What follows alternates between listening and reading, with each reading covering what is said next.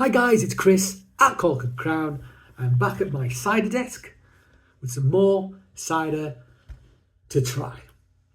And it's quite an exciting one. It's one I got from the cider salon. I was at last week, cider salon, at the Tate Modern in London. Brilliant event. Got to meet lots of people. Only managed to leave with 2 bottles of cider, which is crazy because there's so many bottles there, but I could only carry so many.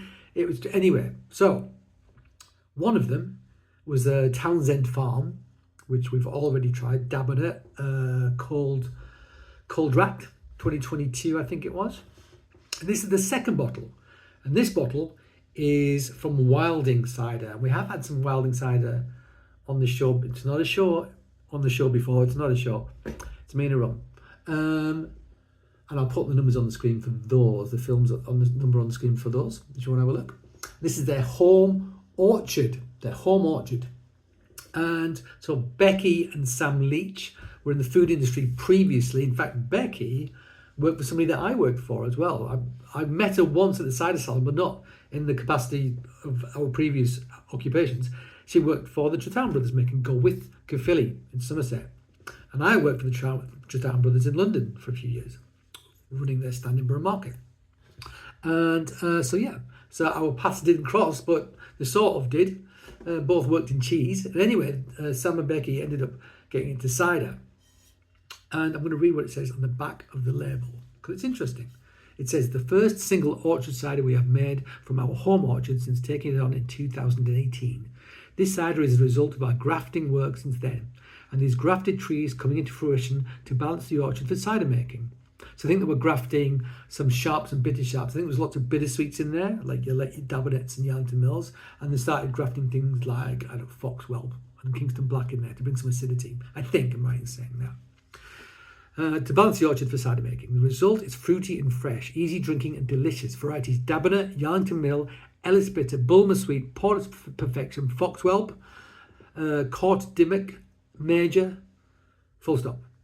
Served lightly chilled and pour carefully to leave the sediment in the bottle. All of our fruit is hand-picked from unsprayed, unfertilised traditional orchards. No additives, may contain naturally occurring sulfites. Wilding Cider, Finland Farm, Finland, Somerset. So they're collecting the fruit off the ground, hand collecting the fruit off the ground, as it would traditionally, letting it sweat, letting it age before they press it. They are using no laboratory yeasts. They are using just a wild yeast with the fruit. So amazing, massively non-interventionist, really interesting stuff. Very, very cool. Single orchard 22 selection rural method cider. So that is basically like method artistral, yeah. Sort of halfway between pet nat and traditional method, so champagne method. So I think they are letting it ferment to dry. Then a la volée, so then turning upside down, letting all of the leaf sediment go into the neck, knock the cap off, it all gets spurted out. They're not freezing it, it just comes out as glue. It's quite a messy job. And I assume they're like dosing it with something, filling it up. Sometimes it'll be apple juice, sugar, whatever. Recapping it, letting it ferment in a bottle and get the sparkle that way. I assume that's what the rural method means. I assume. If it's not, it's going to be something along those lines, basically.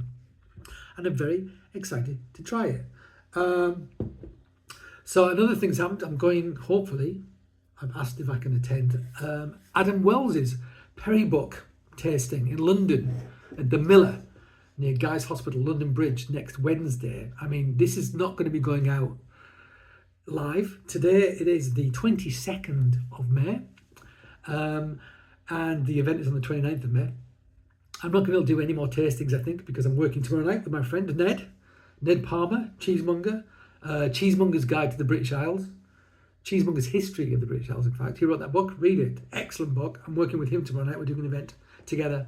And then I'm off to Berlin for the weekend.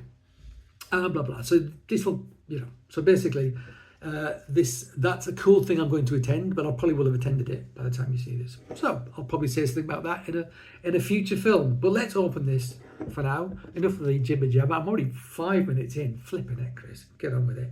If anyone's still watching, thank you. Thank you. Pop. So yeah, carbonation. Smoking gun, you can see the smoke there. Oh yeah.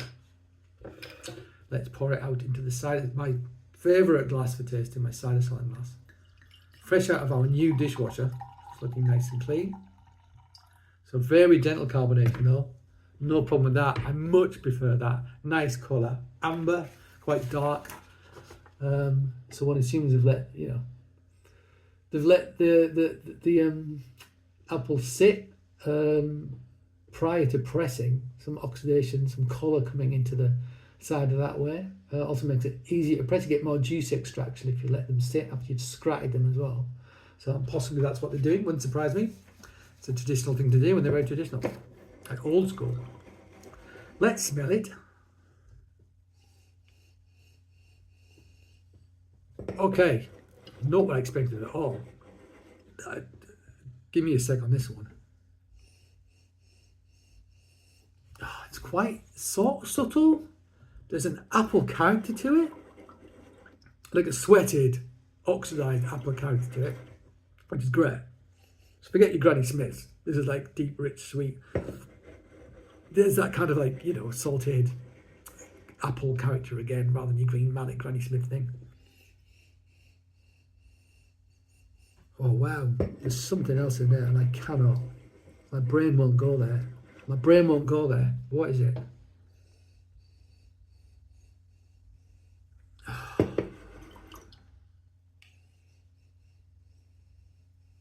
I think there's some very ripe stone fruit character to this as well.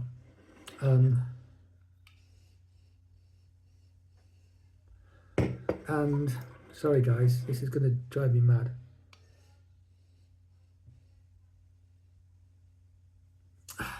No, it's not coming. I'm going to drink it and then come back to it. Maybe as it opens up, I'll get it more. When I get the flavour on my palate, it'll in the back of my mouth and up the back of my nose. It's going to help. Let's try it. Let's try it.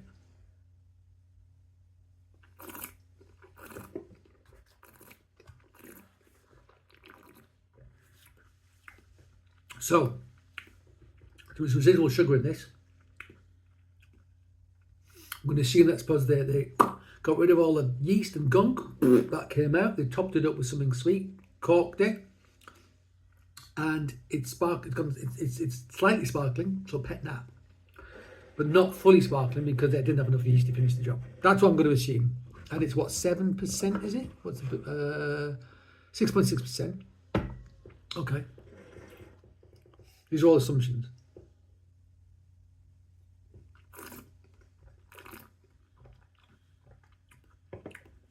So, pretty intense, pretty rich. There is acidity though. There is also residual sugar, and I like sugar, so that works for me very well. But it's not keyed. It doesn't have that tartar-tan character. It's more like a sweet, like a sweet apple pastry character, which is different to tartar-tan, because tartar-tan, it's upside down and it caramelizes and burns in the pan. This doesn't have that. There's something in there. This is going to sound weird. It's going to sweet. There's something in the back and it makes me think of like rice pudding with something really sweet mixed in with it. It's mainly apple, but there's something like that going on, and I can't quite nail it. There's a hint of New Wellington boot on the nose as well. So like petroleum rubber, which sounds awful, but actually it's not awful. In Rieslings, that's something I actively seek out. It's fantastic. And there's something a bit like that on the nose with this. But yeah, there's an overripe, very ripe fruit character, and I can't quite determine what is. Strawberry? Maybe strawberry? Something like that. Anyway, whatever. As you can see, this is testing my brain, this cider. It's nice. It's really nice.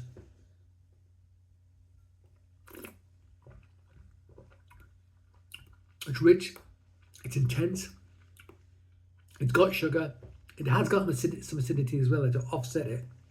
So it's not quite flabby, it has just enough acidity to do the job. Bubbles are delicate. Yeah.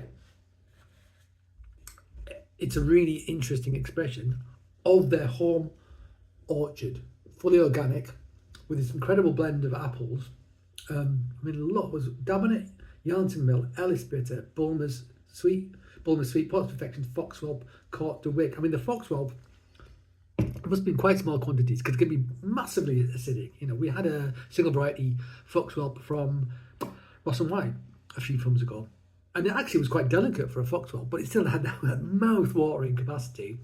So I assume it's in, I don't know what the proportions are, I assume it's in relatively small proportions. And the bittersweets have dominated, but you know what? That's a really interesting cider. I love trying this stuff. I love it. It's as natural as it gets. This is how cider would have been made for centuries, if not millennia, before industrialization. And you know, you could get your concentrate, treble concentrates, which you dilute to whatever strength you want, stick in an industrial kind of like yeast. 2 weeks later, bang, that's it. Next, which is how it's made on a grand scale. This is so much better. It's so much more about the provenance, the terroir. It sounds like a Ponzi word, but there is no term in English for it really. There isn't one. You know, the land, whatever. You know, it's great.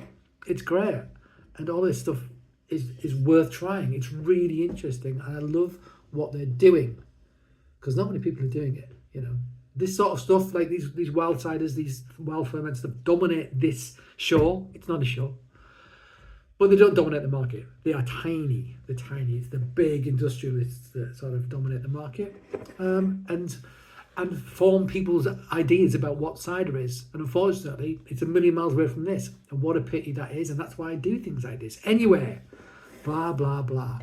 Thank you guys for joining me at my cider desk. I do hope you join me again. I'll try not to witter quite so much next time. But until that time, cheers.